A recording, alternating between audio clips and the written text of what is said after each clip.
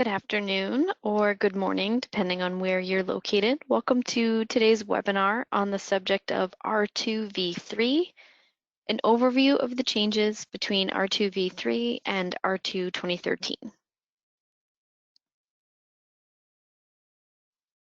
My name is Austin Matthews. I am the EHS Assistant Program Manager with PJR. Again, welcome. I have a brief agenda on today's screen. We'll talk a little bit about PJR, who we are, what we do. We'll cover the benefits of certification for anyone who is considering pursuing certification to R2 for the first time. We'll cover some transition information as far as CIRI has announced so far. And we will spend the majority of our time today covering the revisions, the primary changes between R2 2013 and R2 v3. We'll close with an overview of the certification process for anyone, again, who is pursuing certification for the first time and might not be familiar with what that process looks like. We'll close with questions, so feel free to type your questions into the chat field or the question field in the taskbar at any point during the presentation, but we will save those for the end. A copy of today's slides, as well as a recording of today's webinar, can be accessed through PJR's website, and that should be available in the next day or so, including a link to our YouTube channel, which would have, again, the recording of today's webinar. PJR is one of the leading registrars in the world. We offer certifications to companies around the world. This is not an all-inclusive list, but certainly gives you an idea of our global presence. And we're accredited to grant certification for a wide variety of standards. Some of these may be familiar to you. Obviously, today we're speaking about R2, responsible recycling. All certification bodies, including PJR, will need to pursue accreditation to R2v3 before accredited certificates can be issued to that standard. We are accredited to R2 2013, as well as the other standards on this slide. Benefits of certification to a standard such as R2, which includes EHS requirements, include but are not limited to a commitment to responsible reuse and recycling of electronics and components, which is really the heart of the R2 standard, improving the organization's EH&S performance. As I mentioned, R2 has EHS requirements built within it. Another benefit is the framework for meeting customer and/or regulatory requirements as are applicable to your organization. Management commitment and employee engagement benefits, providing a competitive advantage, as well as, in some cases, improved public image. There may be other potential financial benefits beyond improved public image or competitive advantage. In some areas, certain standards may provide insurance discounts, for example. Being able to demonstrate maintaining a certification such as R2 may elicit a discount in certain types of insurance coverage. Achieving strategic objectives and/or stakeholder requirements, and the ability to integrate the standard with other business management systems. As far as we are currently aware, the transition timeline for R2v3 is as follows. The R2 v3 standard was published just earlier this month. It can be downloaded on CIRI's new website. I've included a hyperlink here, which obviously you can't access through the webinar, but it's pretty short. You could go ahead and type that in to your web browser, or you could certainly Google it. The REC document has also been published to the site, and we'll talk about the REC later in the presentation. Revised versions of the Code of Practices and the R2 guidance document can be expected, although we don't have a timeline for those releases just yet. There will be time for the certification body auditors to transition to the revised standard. That's been built into this transition process to allow the auditors to get ready to conduct audits to R2V3 in a timely manner. Transition information has been released by SERI. The transition plan staggers the transitions in order to give facilities at least 1 year to plan for their transition, as well as to avoid overloading certification bodies with a high volume of facilities attempting to transition at the same time. This is an issue that we've seen in the past with other standards, with a high volume of organizations waiting until right before the deadline to transition. You can find information on this transition plan or the transition timeline that SERI has shared on their website. I already mentioned that certification bodies will be required to obtain accreditation to R2V3 before accredited certificates can be issued. We can start conducting audits to the standard before we obtain that accreditation, but we won't be able to issue accredited certificates until we achieve that. So stay tuned on PJR's timeline. I'll continue to update my webinar, and PJR's website will also reflect our status. PJR will keep its clients updated. We'll issue a transition plan of our own, as we do every time one of our standards is revised. It'll be made available to all impacted client organizations, either through PJR's website or emails to each individual organization. As with previous standard transitions, PJR may also communicate an internal deadline by which transitions need to occur in order to prevent a lapse. And we'll talk about that in more detail once PJR has issued their own transition plan. SERI will also release information regarding their R2V3 training. That will be available on their website. They will offer training for certification body auditors, internal auditors, consultants, just as they used to before for R2 2013. I can't speak to the timing of those trainings. That will be up to SERI to provide information on. And I do want to mention or remind everyone attending this webinar, this does not constitute an internal auditor course. Try and get ahead of that question that we get commonly. This webinar is free. It's informational only, just to highlight the key changes between R2 2013 and R2V3 to prepare our clients who are curious about the transition and what they'll need to be focusing on, or just want to kind of get a leg up and wrap their heads around the differences now that the final version of the standard has been released. What we know so far about the transition, according to SERI's website, is, again, a staggered approach. So the overall deadline to transition for all certificates will be July 1st of 2023. That means if your certificate would normally expire after that date, it will be revised and it will expire that day. If you have not transitioned by then and been issued a revised certificate, you will have a lapse in certification. So let's back up and talk about how this is staggered. For facilities pursuing initial certification at this time, if they would still like to pursue R2 2013, perhaps they've already started creating their documentation or their internal audit is underway and they don't want to scramble to change everything to R2 V3 or wait longer for a certificate, it is possible to still pursue initial certification to R2 2013 through January 1st of 2021. So the registration process needs to be complete by January 1st of this coming year. Otherwise, all new certifications will need to be to R2V3. For facilities with existing R2 2013 certifications who will be transitioning to R2V3, will be able to recertify to R2 2013 if the certificate expires on or before December 31st of 2021. Again, a new certificate that's issued subsequent to that audit or at the conclusion of those audit activities would expire July 1st, 2023 to make sure that everyone transitions by that deadline.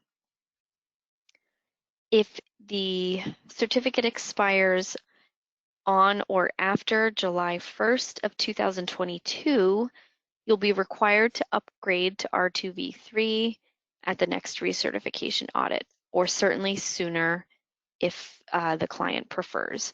So take a look at your R2 expiration date if this is relevant to your organization. If you fall into this particular category, based on your expiration date, you can get a sense of when you might be looking to transition, and certainly your scheduler will be working with you as this gets closer to plan accordingly.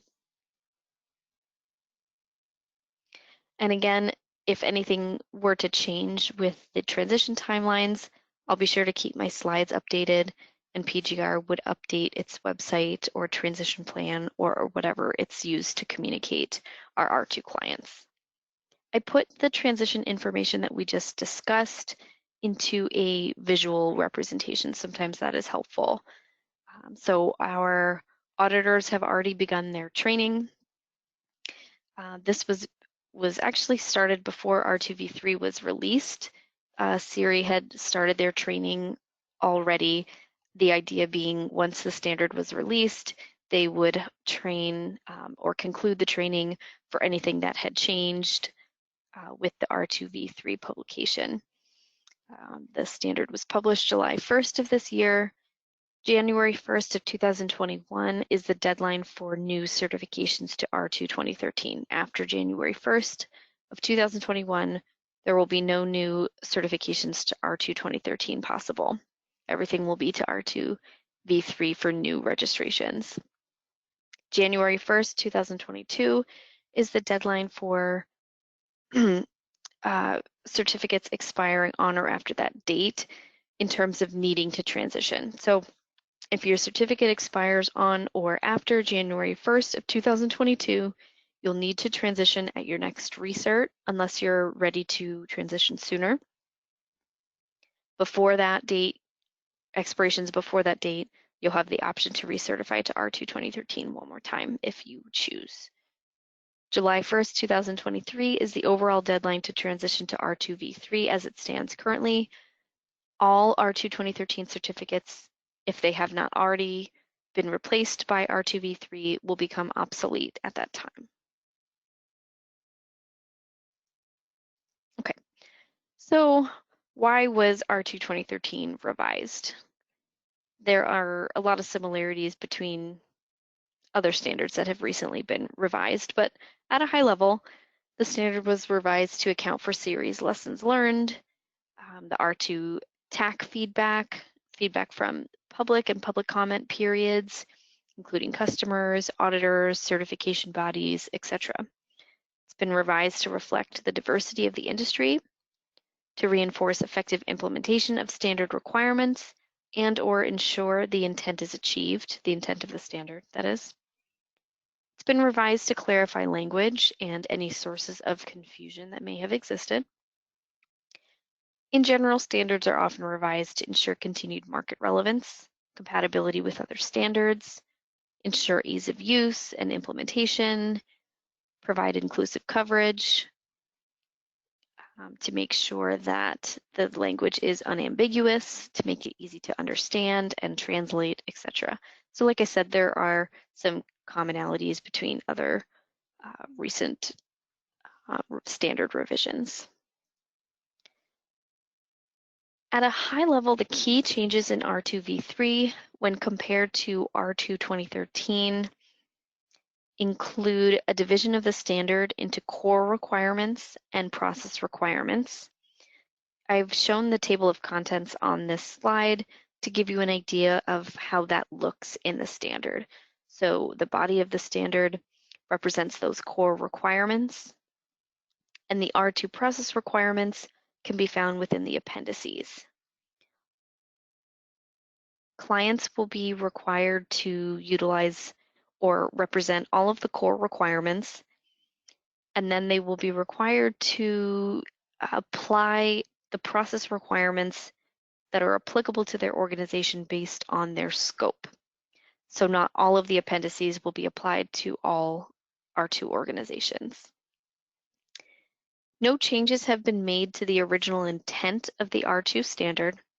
There is a greater emphasis on reuse with an increase in prescriptive measures and requirements regarding data security, testing, and repair. There's clarification of requirements which were not understood or were ineffectively implemented in R2 2013. There are changes to the order, grouping, and number of provisions, which are now in the core requirements. As you can see, there's no longer 13, there are now 10. Again, you can see the table of contents on this slide. Another key change is the creation of an R2 equipment categorization document, also known as the REC. I had mentioned that earlier, and we will talk about that in more detail as we go through.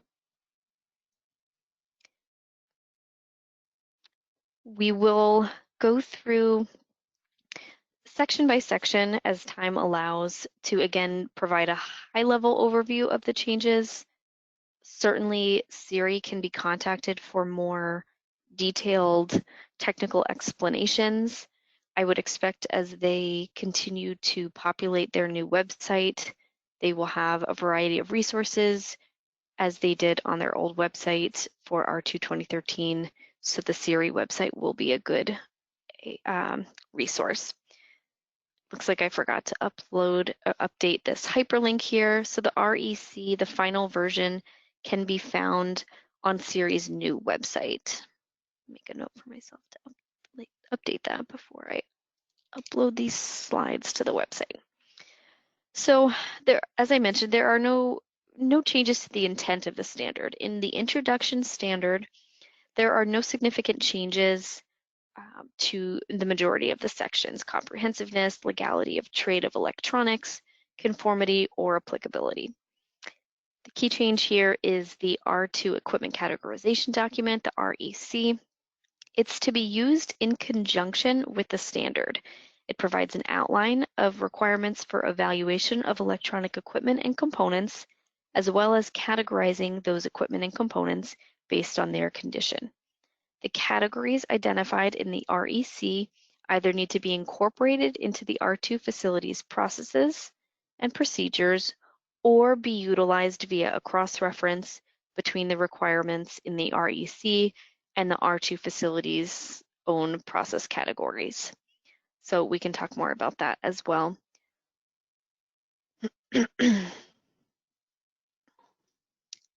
The next section covers R2 certification. Again, no significant changes to the auditability of related R2 documents, the R2 code of practices, the R2 guidance. We can expect revisions to those documents, but they are still intended to be utilized in the same way.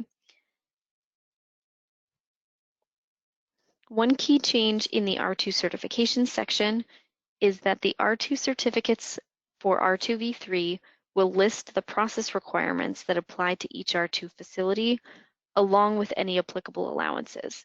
So for R2 2013, the allowances, if applicable, were already listed on the R2 certificate. That was defined within the R2 Code of Practices. That's not new. However, the process requirements that are new to R2v3 will also be listed out on each R2 certificate. As I mentioned, the process requirements found within the appendices of R2v3 are to be applied relevant to the R2 facility's scope. So not all of the process requirements will apply to each R2 facility, but any that do apply to your facility will be listed specifically on the certificate. The definitions section holds a number of changes. I've tried to summarize them here to give you an idea of what to look at more closely on your own time. I definitely encourage you to download a copy of the standard from Siri's new website if you have not already done so.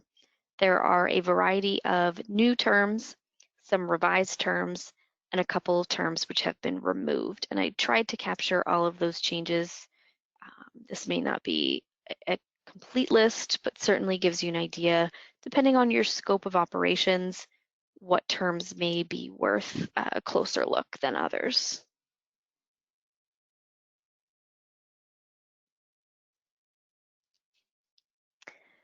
Now we'll get into the core requirements. As I mentioned, this represents now 10 provisions or clauses in core requirements, which will apply to all facilities. Core requirement 1 represents scope. R2 audits and certifications shall include all, and the quotes are coming right from the standard here. So I wanted to use their exact verbiage so I didn't cause any additional confusion. Again, if you haven't downloaded a copy of the standard, I recommend that you do so.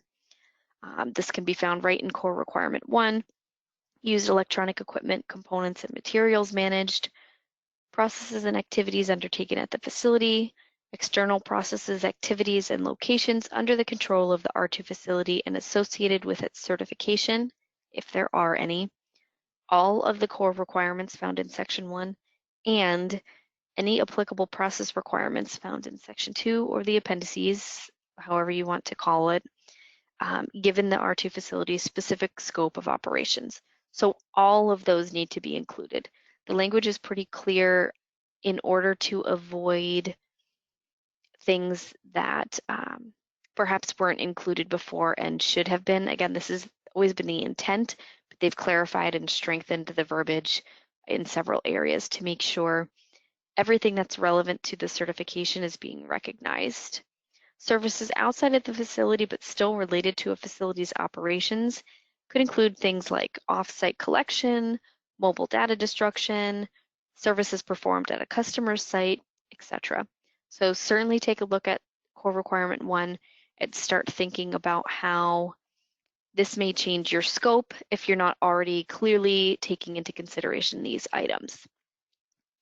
Again, the R2 certificates will need to reflect the scope, which it always has. All applicable R2 process requirements for each facility, as we mentioned. Any applicable R2 code of practices allowances, if any. Again, that was already to be listed on the certificate for R2 2013. And all legal names and legal entities associated with the certifiable activities operating at or in conjunction with the R2 facility. So again, keep in mind if that wasn't already part of your scope, if that information isn't already included within your R2 program, it will need to be as you move towards R2 v3.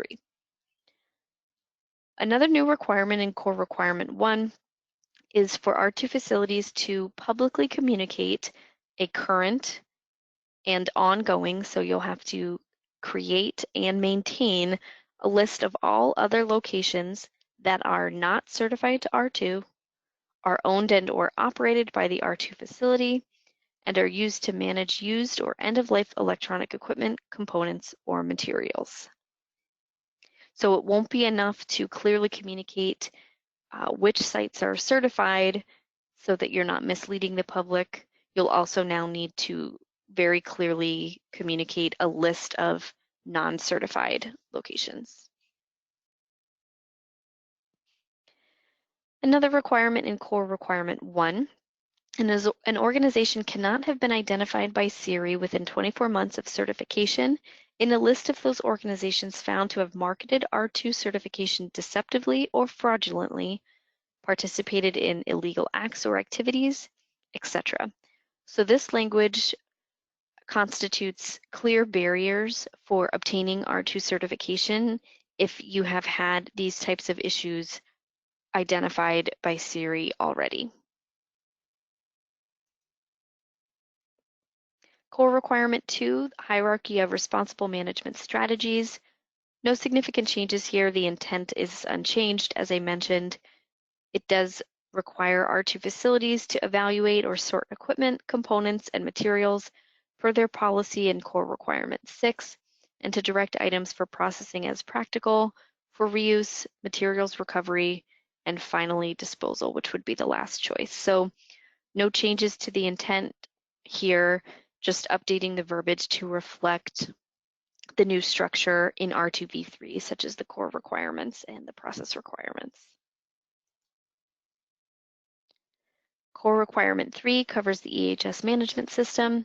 It recognizes ISO 45001, which will eventually replace OSAS 18001, 2007. For those of you who are familiar with the health and safety standards, In the interim, those two are interchangeable. In the future, OSAS 18001 will eclipse and it will only be ISO 45001 as a health and safety standalone standard. What this is referring to is the requirement in R2, which is not new to R2v3, to have EHS management systems be certified. So the complete list of options will be maintained on Series website instead of revising the document as standards get revised. But as has previously been the case, this would include RIOS standard, which is a QEHSMS standard, or a combination of both ISO 14001 and either OSAS 18001 or ISO 45001 to cover that environmental and health and safety piece.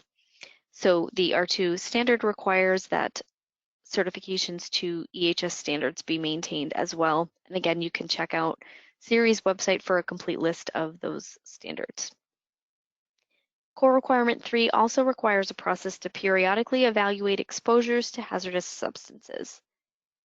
Examples include mercury, lead, beryllium, cadmium, PCBs, phosphor compounds, flame retardants, silica dust, and hexavalent chromium. Industrial hygiene monitoring program requirements for high-risk activities such as materials recovery are identified in Core Requirement 3 as well.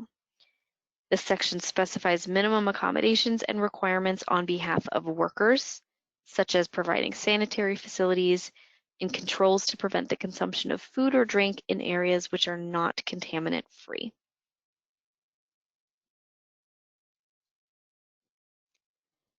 In Core Requirement 4, Legal and Other Requirements, you can find requirements to document applicable legal requirements for export, transit, and/or import to demonstrate the legality of international shipments. This specifically applies to equipment, components, and materials transferred by the R2 facility directly and R2 controlled streams, including shipments made by downstream vendors to final disposition or the first R2 facility. So that would be or to the first R2 tier in the recycling chain. And we'll talk more about that as we go through the presentation. Core Requirement 4 requires prompt corrective action to address any compliance violations. And R2 facilities are required to notify their certification body, such as PJR, if they receive a notice of violation requiring action or follow-up within 30 days of receipt. R2v3 also prohibits child enforced labor. It references the ILO definitions for these terms. Essentially, it's referring to any circumstances where workers cannot leave at will or terminate employment if they wish. Prison labor is also prohibited unless workers are compensated beyond room and board and are taught skills to be used to obtain employment upon release. Core Requirement 4 also specifies non-discrimination policy requirements and criteria. Core Requirement 5, Tracking Throughput, requires a summary report be maintained for all transactions for all inbound and outbound materials controlled by the R2 facility. Control meaning whether through physical possession, title, or other contractual agreement. You don't have to take physical possession of the equipment or components to be considered in control of them. The summary report has not been defined, but will likely require all inbound and outbound quantities within a defined reporting period. We can expect perhaps clarification in the guidance document on that summary report requirement. Core Requirement 5 also specifies required record contents, such as accurate dates, detailed descriptions for all inbound and outbound materials. Total inventory levels must be maintained below the limits required to maintain conformity with applicable legal requirements, the R2 facility's closure plan, etc. So anywhere that there might be a limit, again, either to meet a regulatory requirement or to stay below your cost estimate threshold, if you have a financial instrument based on an estimate of inventory or a max level of inventory, you need to have controls to make sure you stay below that limit. Core Requirement 5 also requires that R2 controlled streams or materials with a negative value not be stored longer than 1 year. Exceptions to this requirement include components which have been evaluated and inventoried per Appendix C, test and repair, or where permissible, items are stored beyond the time frame due to a lack of response from the relevant governing authority. So this is referring to instances where permit authorizations or applications for export were submitted by the deadline or within the appropriate time frame, and a response just hasn't been received yet. So those are the two exceptions to that requirement, not to store negative value items more than 1 year. Core Requirement 6 covers sorting, categorization, and processing. This section is significantly restructured. It refers to the R2 equipment categorization document throughout. It requires a documented process for evaluating, sorting, and categorizing controlled and processed materials with prescribed subjects to be included. So this section is pretty specific. Some of those items include conformance to the core requirement 2 hierarchy, application of the REC categories, or again, a correlating list, as I mentioned earlier, for functionality, condition, and data sanitization status. It includes identification of data storage devices, instructions for determination of the reuse potential for equipment and components based on condition, functionality, and market value. It also includes any reevaluation steps when changing the R2 controlled stream category through processing. R2 controlled stream is a new term. I have it capitalized as it is in the standard to represent that that is a specific R2v3 term. So take a close look at that definition once you download a copy of R2v3. Core Requirement 6 specifies that all materials are to be managed and further processed as an R2 controlled stream. Again, you're going to want to familiarize yourself with that definition per R2 requirements unless it was processed and categorized by another R2 certified facility, in which case you can recognize the REC category that they have provided. It was processed and categorized by another facility not certified to R2, and the R2 certified facility has a documented and implemented process for evaluating, sampling, and verifying the categorizations provided. It can be proven through appropriate tests and/or verification records to be sanitized and functional, or it is no longer an R2 controlled stream per the definition of the term.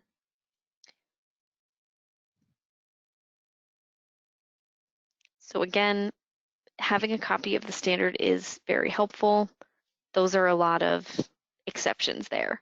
So we're putting it in the slides to give you an idea of some of those key changes. You're obviously going to have to review the standard in more detail to prepare to transition when that is coming up for your organization. All equipment or components are to be evaluated for data with their corresponding status identified per the REC. Data evaluations are to include any connected user accounts and services.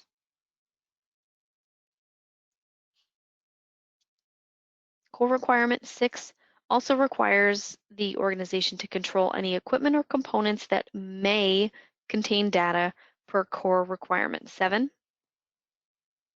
Keyword being may. Equipment or components not permitted to be reused, sold, or donated per written and binding commercial agreements are still subject to the requirements of Core Requirement 7, as well as Appendix E, Materials Recovery. Identification requirements for equipment or components evaluated and found to be capable of reuse are found in Core Requirement 6, as well as references to the applicable appendix requirements.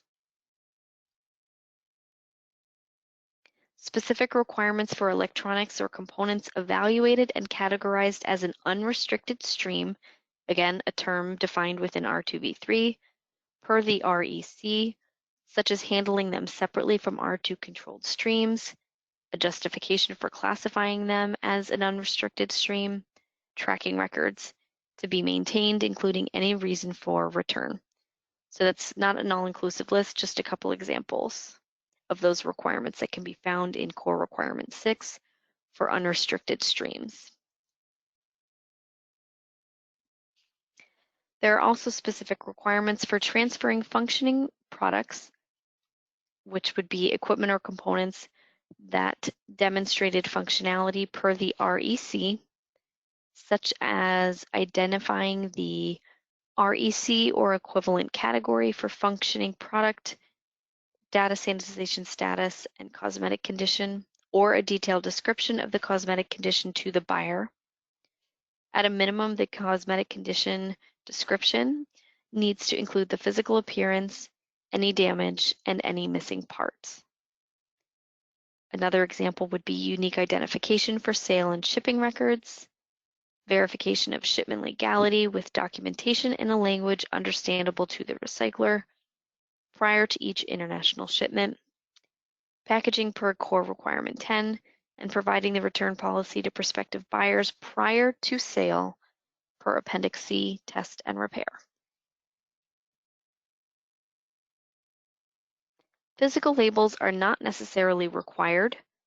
You may also use barcodes or other means of identification or tracking.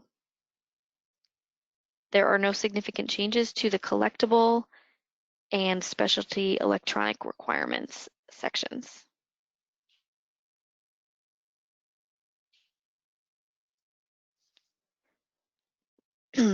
Core Requirement 7 covers data security. It requires a data sanitization plan be maintained with procedures to address subjects prescribed within the standard. If you're not already getting the sense, the standard is pretty prescriptive. And again, this webinar certainly provides a high-level overview, but you're going to need to review the exact verbiage in more detail. So some examples of what will need to be included in the data sanitization plan spelled out in R2v3 include, but are not limited to, security controls, types of data storage devices accepted, types of data to be sanitized, general information that does not require sanitization, applicable legal and other requirements, and relevant policies or procedures to ensure conformance, records to be maintained to demonstrate the effectiveness of sanitization and verification. Those are just some examples.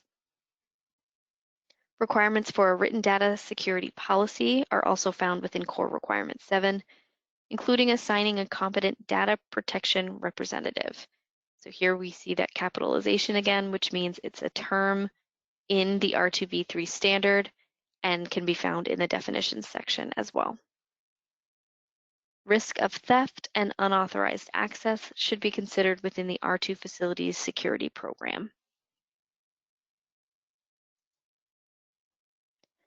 Core Requirement 7 requires levels of security permissions for controlled access as relevant to the types of equipment received, the nature of data managed by the organization, applicable legal and other requirements, etc., to be authorized by the data protection representative. Written acknowledgements are to be maintained for those granted security authorization, addressing their individual responsibility to prevent the release of data, report theft or data breaches, etc. Core Requirement 7 also requires an incident response procedure for the investigation of potential or actual breaches of data and/or security, as well as to ensure the notification of regulators, suppliers, interested parties as relevant. This section requires a defined process to demonstrate that the destruction processes are 100% effective. Much stronger language than R2 2013. Devices may be shipped or transferred for data destruction to a downstream vendor per a written contract if verified in according to Appendix A, downstream recycling chain, if the sanitization and destruction is not being conducted by the R2 facility. So if you're going to outsource data destruction or sanitization, this section would apply. It also requires at least annual internal data security and sanitization audits to validate the data sanitization processes to be performed by a competent and independent auditor. Requires a process for providing information to suppliers upon request, including changed downstream vendors responsible for processing data-bearing equipment or components from them, and any security breaches.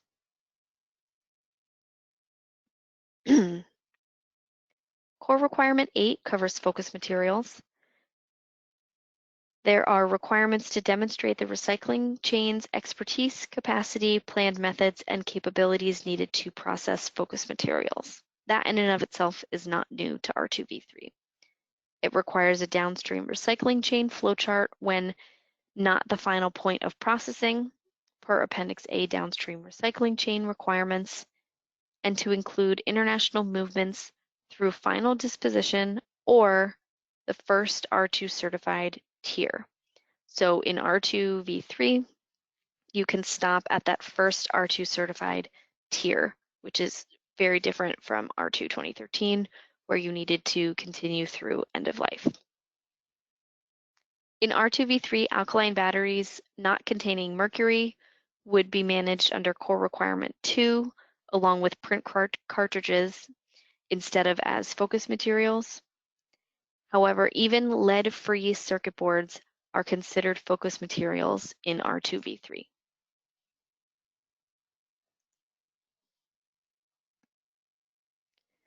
Core Requirement 9 covers facility requirements. Indoor processing is required except in instances where outdoor operations have been assessed for risk and release potentials controlled. Indoor storage and labeling requirements for R2 controlled streams are required, including indoor storage of all items for reuse unless they are intended for outdoor use.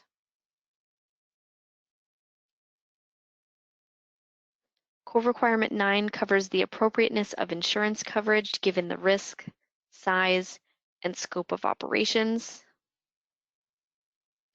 This includes evaluating changes in operations, processing volumes, etc.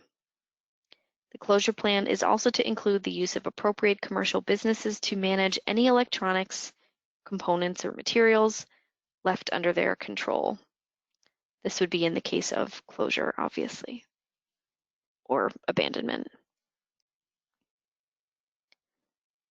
As you know, R2 2013 and R2v3 as well required a financial instrument for covering closure costs in the event of abandonment.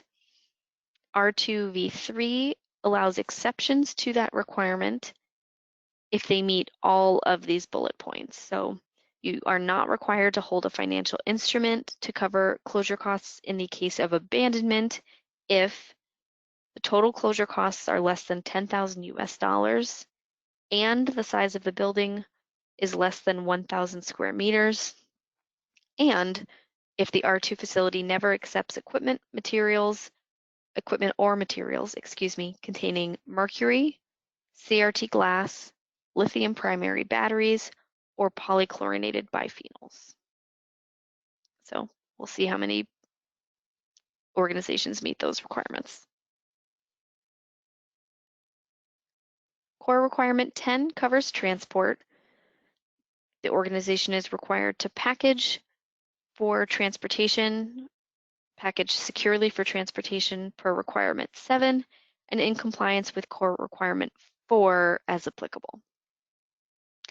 If transporting data containing equipment or components, also need to implement defined security measures, track shipments as appropriate given the sensitivity of the data and any supplier requirements, enforce contracts with the transporters requiring the same things, and to utilize further security and packaging controls such as obscuring the contents of the packages and averting access during transport.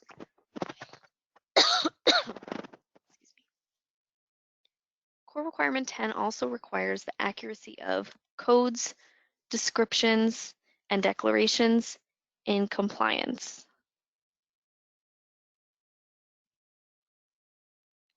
with any applicable regulatory requirements for shipping documents and labels for transport. Okay, so that concludes the core process section, section 1. Section 2 covers the R2 process requirements, which again are selective for each R2 organization based on their scope and constitute the appendices in the standard. We're going to go through these quickly so that we have time for questions.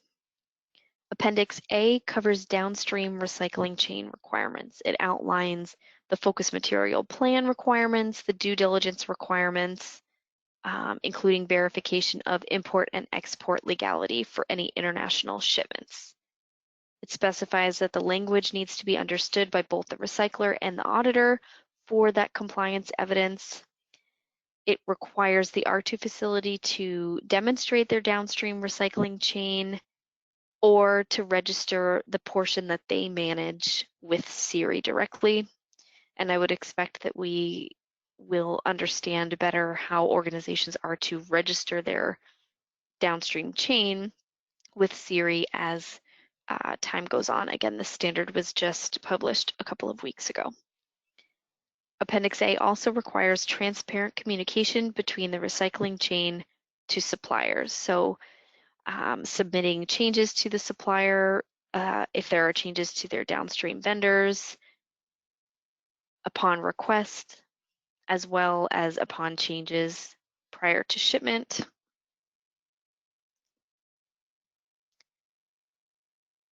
It allows for, again, a valid R2 certificate to satisfy R2 due diligence requirements for representing a key change between R2 2013 and R2 V3.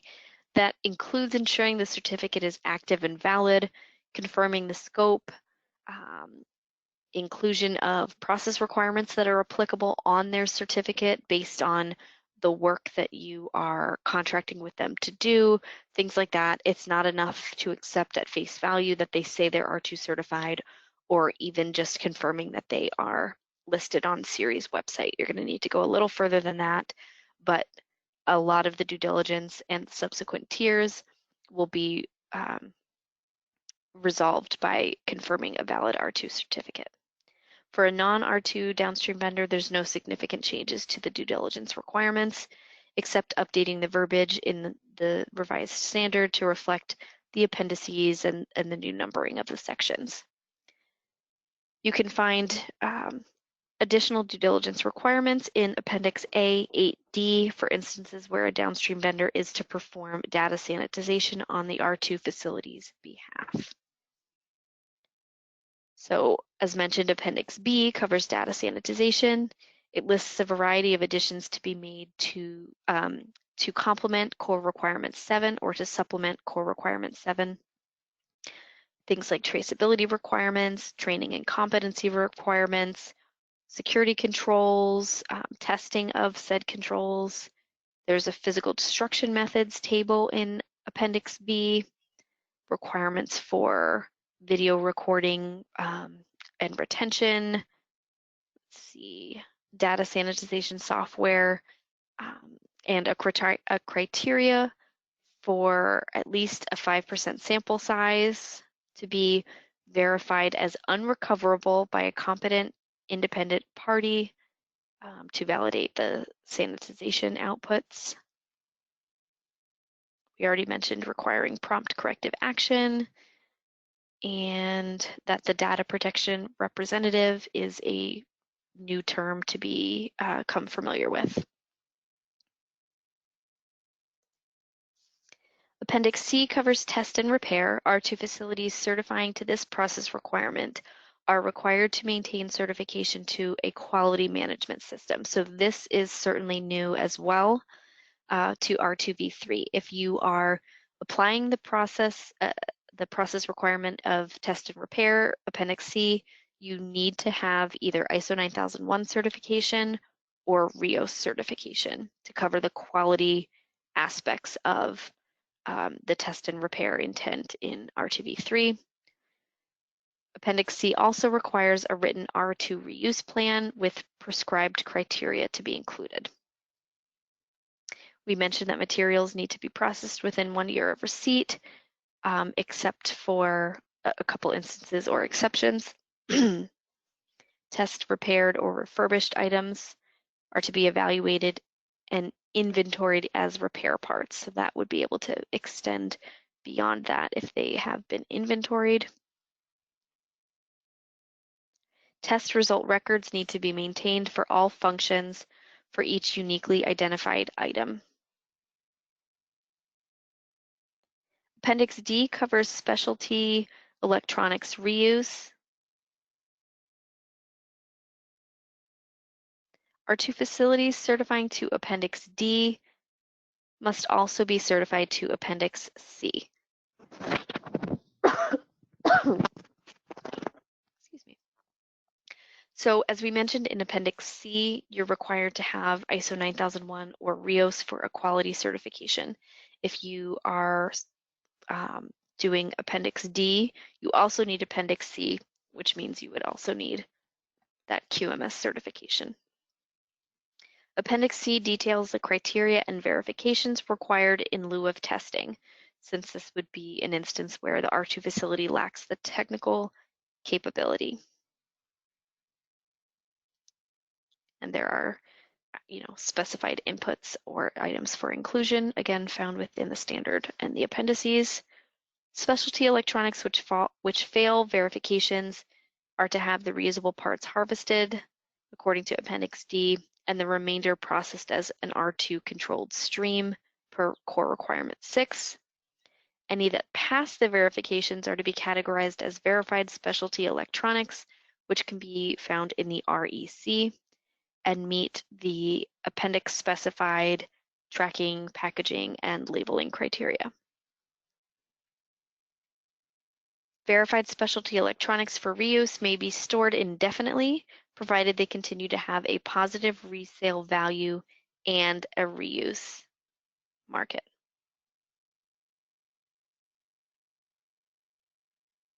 Sale of verified specialty electronics is to be limited to a customer's request for a specific part number or unique identifier.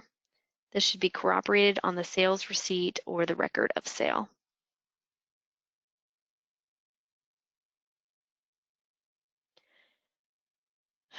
For this appendix as well, the organization is required to demonstrate that the customer accepts the terms in Appendix D for C, such as lack of testing, and will only sell directly to an end user, providing evidence of such upon request and with a free return policy. Appendix E covers materials recovery, and it supplements additional EHS requirements for R2 facilities performing materials recovery related activities. So in addition to what can be found in the core requirements, Appendix E adds more. Examples would be hazard and risk assessments performed and documented on a regular basis by a trained individual with minimum criteria specified in the appendix. So there are a variety of requirements here. Appendix F covers brokering. It applies to the sourcing and control of equipment, components, or materials delivery directly to a downstream vendor. So again, not taking physical possession of those items and ensuring that all R2 requirements that apply to those R2 controlled streams are met. So they do maintain control, they just don't take physical possession of those items. Downstream vendors are to be included and managed per Appendix A.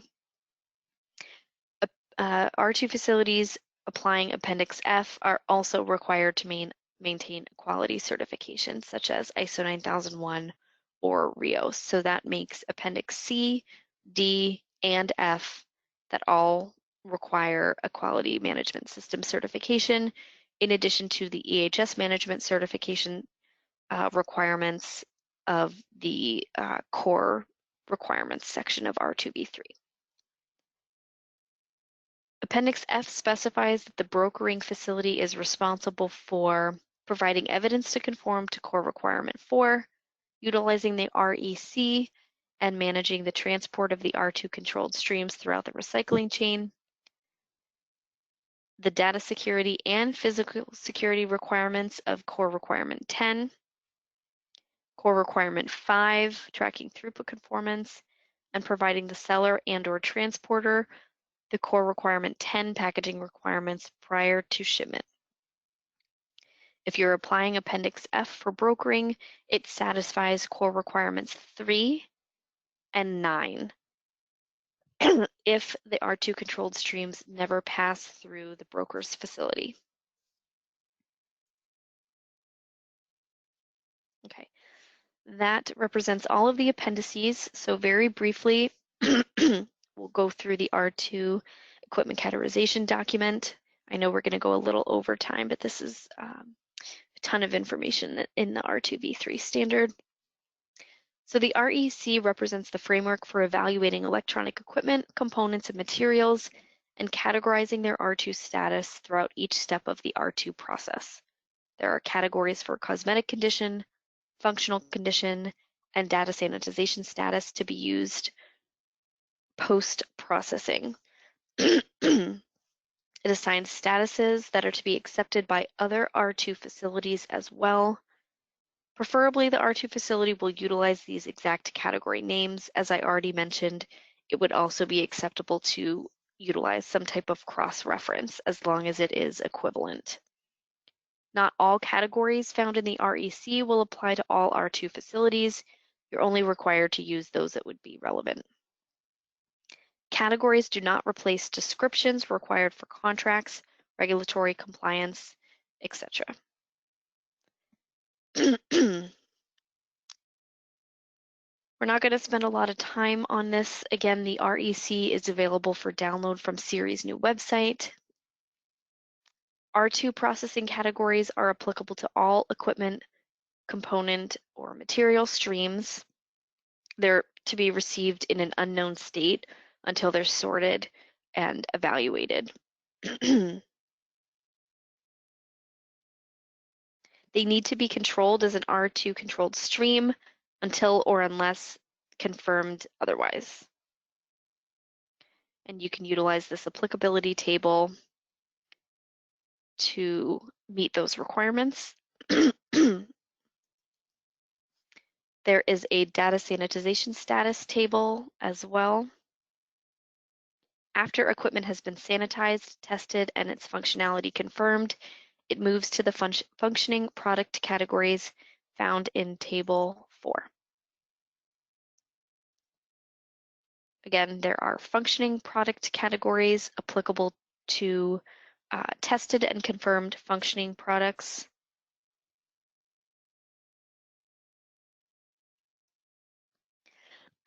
Table 3 represents cosmetic categories for both physical appearance and cosmetic condition. Table 4 is functionality product categories or functioning product categories used for identifying the functionality of the units and any defective or missing parts, if there are any. R2 downstream controls do not apply to functioning equipment or components, just like they didn't apply to R2 ready for reuse categories or R2 ready for resale categories in R2 2013. Specific equipment categorization section is blank. Siri may use it in the future. Appendix A in the REC covers enhanced cosmetic category information ranging from C0 to C9. Appendix B links functioning and cosmetic categories for finished goods ranging from F1 to F6. Okay, That was the extent of the REC. So very briefly for anyone pursuing certification for the first time, this is not for clients who will be transitioning from R2 2013 to R2 V3, but for clients who are getting ready to have their registration audits. The steps for certification include downloading a copy of the standard, establishing the system documentation required to meet the standard requirements. So everything required by R2V3 and its associated documents, you would need to establish that documented system, conduct any training required, implement the requirements of the Environmental Health and Safety Management System, the EHSMS, including conducting an internal audit, compliance evaluation, and a system review, also known as a management review, after the internal audit so that those outputs could be considered in that review. Contracting with a certification body, such as PJR, and submitting any pre-qualification information that is required. I can tell you for R2V3, this will likely be the case. Once the R2 Code of Practices is released, we will have more detail. Then the client would complete stage 1 and stage 2 audits, which I can elaborate on in a moment, address any resulting nonconformities before a certificate could be issued. So the registration audit process consists of 2 audits or 2 stages. Stage 1 is a documentation review to evaluate the client's readiness to move to stage 2. Stage 2 is a full system audit of the entire EHSMS, the entire management system. All processes, all shifts would be sampled, and any nonconformities would need to be resolved before a certificate could be issued. Surveillance audits subsequent to certificate issuance would be either annual or semi-annual, depending on the contract or the client's preference. These represent partial system audits. So when the certificate is issued, it's good for 3 years. That means you've got 2 years worth of surveillance audits. We can cover part of the system. We don't have to cover all of the processes as we do at a stage 2. The 3rd year of that cycle would constitute the recertification audit, which is, for all intents and purposes, identical to the stage 2. It would be an audit of the entire system, all of the processes, all of the shifts to be sampled before a new certificate could be issued. Same thing again, nonconformities need to be resolved before a certificate can be issued, and the 3-year cycle begins again. I know I went through that very quickly. There's a ton of information in R2V3, and I wanted to make sure we had time for questions. So if you haven't already done so, go ahead and type your questions in, and we will look at them in a moment. I want to leave the contact information slide up while I do that. So again, my name is Austin Matthews. I'm the EHS Assistant Program Manager with PJR. I can be reached via email or by the main PJR phone number. They can put you through to my extension. Stacy DeSantis is the EHS Program Manager. She can also be reached via email or the main PJR line. And again, Siri is the best point of contact for technical questions related to the standard. We have to be careful not to cross that line into consulting, and Siri is a resource for technical understanding of the requirements. So I would encourage you to utilize them as a resource. Keep an eye on their website for trainings that they will offer, such as internal auditor training when they are ready to move forward with that. I've also included on this slide the contact information for our sales department. If you are a new client pursuing certification and you're looking to sign with a certification body, we can certainly get you a quote or get that ball rolling to help you understand what would be required to move forward. So with that in mind, let's take a look and see what other questions we may have. I see a hand raised. If you could just type your question in, that would be the format that we would be using today. Let's see what questions we have. Okay. Will the new Siri website ultimately replace the old website? I understand that to be the intent. That was just my assumption. Certainly Siri would be the best point of contact. I believe their new website references that it will replace, but I would have to pull it up to refresh my memory exactly. You could certainly replace contact Siri with that question. Okay, another question, does the PJR R2 audit qualify as the annual audit for data security? The annual audit for data security would not be met by PJR's audit. That is a separate requirement that the R2 facility will need to control for. And certainly the standard itself goes into a lot more detail than my slides for a high-level overview.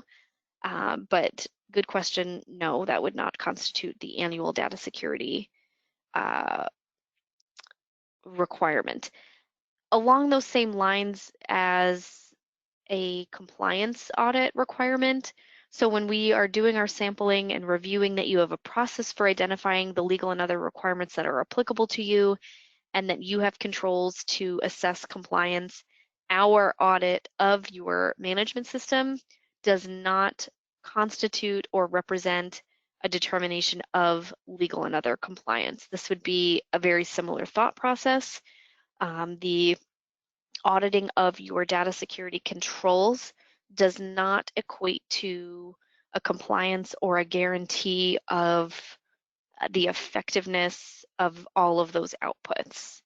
I hope that answers your question. Certainly, like I said, take a look at the standard verbiage itself. There's a lot of information between the standard and the appendices. Take a look at the definitions as well. And Siri would be the best point of contact for technical questions as far as things like that. We're limited as a certification body as to how much we can help with that kind of stuff.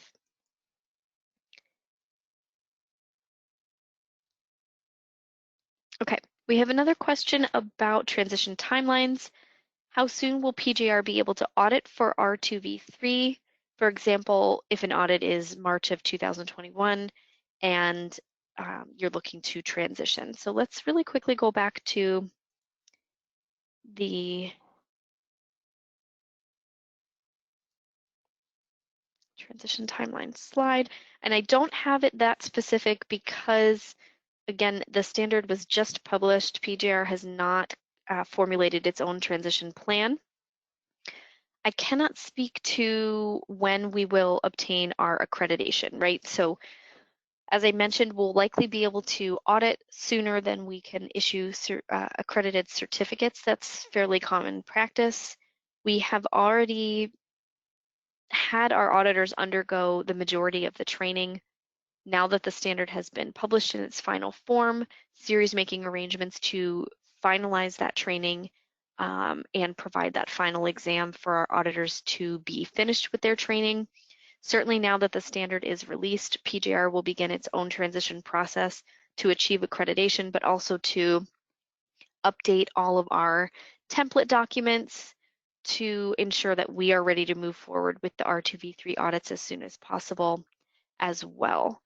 Certainly, I would expect that we would be ready by March of 2021 in the sense that any new registrations after January of 2021 or January 1st of 2021 have to be to R2V3. So my assumption would be that we would be ready before that to capture those new clients looking to certify or having no choice but to certify to R2V3. When PJR issues its transition plan, I would expect more detail as to when we'll be ready to audit to R2V3, maybe a more definitive date or a estimate as to when we would be achieving accreditation to R2V3. And again, to reiterate, it's very likely that we can do our audit to R2V3 before we can issue an R2V3 accredited certificate. After the audit concludes, there are a variety of tasks still left to complete before a certificate gets issued. If you're a new client, that process might not be as familiar to you. The process needs to go through several steps. Any nonconformities need to be addressed. There is time allowed for corrective actions to be planned and implemented, as well as reviewed and approved by the auditor. Then once closed, the package would go for an internal review, our executive committee process. We review those packages for completeness and accuracy before it's approved to move on to the certificate issuance phase.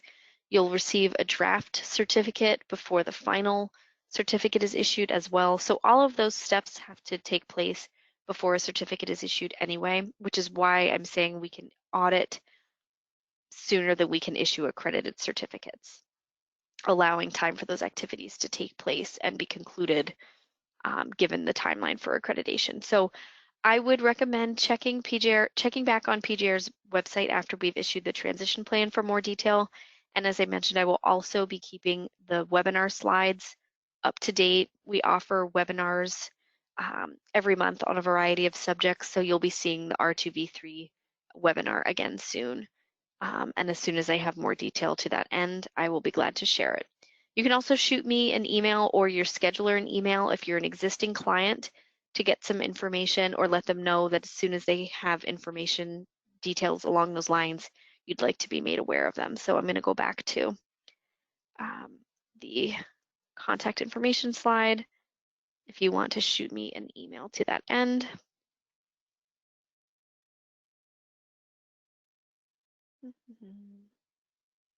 There we go. So you can contact me via email for more information. Okay. Let's see.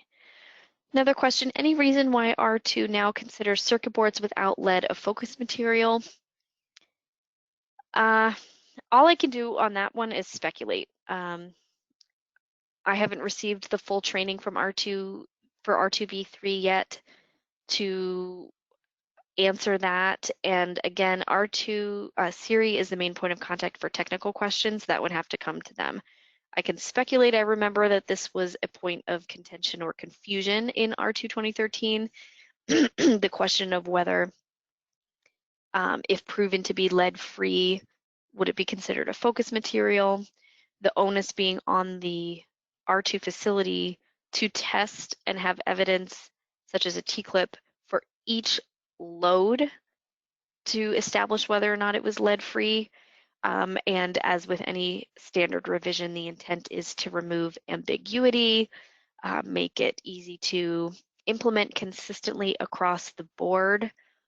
So that would be my speculation. But again, Siri would be the best point of contact for more detail in that area. And again, you can also probably take a look at the definitions in R2V3 for some more definitive clarification on how they're defining a focus material in R2V3. Any other questions before we wrap up for today? I'll hang in for one more minute. Oh, here's another one. Okay, regarding the existing internal auditor training R2 for R2 2013, will this be accepted as internal auditor competency, or will an internal auditor need to complete a new R2V3 course? So I feel like a broken record, I'm sorry. It's important to take a look at the R2V3 definitions section to see where they address internal competency requirements. If they address it in any of the core requirements, the definitions, the appendices, certainly it would supersede any general ISO internal auditor definitions. Beyond that, I would say it really depends on your internal auditor competency process. For example, I've seen a variety of procedures or competency matrices that require training of some kind to the new standard. So whether or not someone needs to take an internal auditor course from Siri for R2V3 versus a different format of training for the standard, I can't say. It depends on the procedure verbiage and the definitions that you're referencing for the internal auditor competency. However, again, the Siri website will be maintained with information about the internal auditor offerings, and I would expect, just as an auditor, some thorough training for R2V3. There are a lot of changes between R2V3 and R2 2013. And there's a ton of verbiage. I mean, I rushed through this presentation to get through it and get to questions, but as you can tell, there's a lot of prescriptive information in the standard. You're referencing the appendices, you're referencing the REC, you're making sure that all of the applicable process requirements have been captured. There's a lot to it. So I would expect for someone to be competent enough to do the internal audits, they have a thorough understanding of the standard. And if you're not going through some type of training, I would question how that's being achieved. And remember too, as we're sampling, if there's not a specific definition of what these requirements are and your procedure isn't being violated, we're also looking at the outputs to understand the effectiveness of the process. If an effective audit has been conducted versus an ineffective audit, if we come in and we find a number of NCRs, nonconformities, and the internal audit was just done a couple weeks ago and found nothing, for example, that would be a red flag or a concern as to the effectiveness of the internal audit process. I know that's maybe a vague answer, but that would be the best I can do. Siri would be a good resource for technical definitions and questions such as that, or clarification on what their intent would be for the internal audit competency. Okay, that looks like all the questions for today. Keep an eye on the PJR website for a copy of these slides, a copy of the recording, and for future offerings of this webinar, which I'll keep updated with transition information as it becomes available. Good luck with your transition to R2V3, and thank you for joining us today.